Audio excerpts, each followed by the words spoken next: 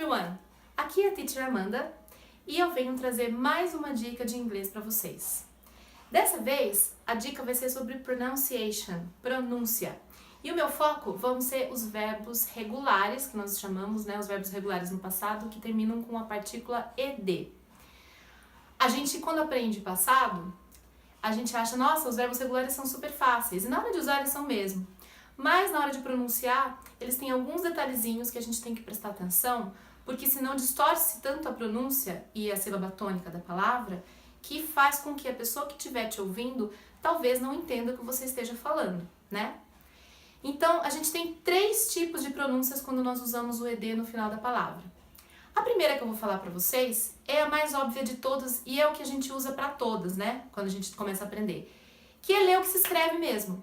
Só que vai depender do final da palavra original. Pegamos como exemplo o verbo want. Want termina com T.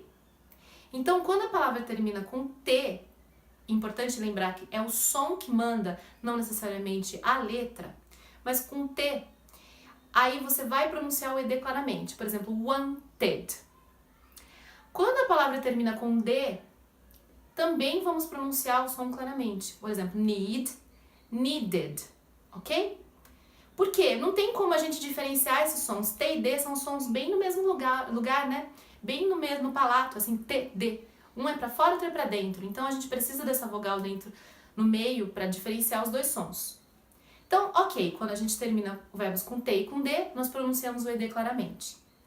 Mas o E é uma letra um pouco fraquinha, uma vogal um pouco fraquinha em inglês e a gente omite ela muitas vezes. Então, nas outras opções, nós vamos omitir o E. E o som do final vai ser às vezes D mesmo, como ed, ou vai ser T. Vai depender de que consoante precede. Lembrando que é o som que manda, né? A gente tem as consoantes que têm voz e as consoantes que não têm voz. As consoantes que têm voz são mais fortes, digamos assim. Então, por exemplo, um S. Ou então um o K. Não tem voz aí. Quando nós usamos essas consoantes que não têm voz, a gente vai fazer um som de T no final, ok? Pegando a consoante K. Work. Work, ok? É um verbo regular. Quando a gente for falar passado, worked, tá? Então, o T também é mais forte, então uma consoante forte com um T que é mais forte também. Worked. Não worked. Olha como muda. Não faz sentido falar worked. Worked. Ok? Ou então, por exemplo, dance. Mas teacher, dance acaba com E. Ok, mas como eu disse, o E é fraquinho. Então, o som que acaba dance é S. Dance. Ok? Danced. Dance, danced. Ok? Então, as consoantes que não têm voz, nós usamos o som de T no final.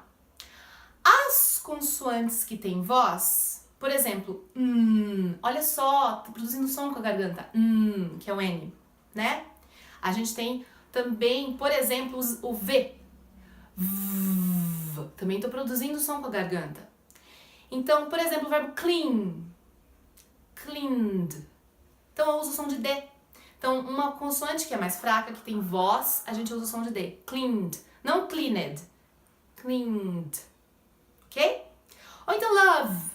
Outro teacher que termina com E. Pois é, E no final das palavras em inglês não quer dizer quase nada, né?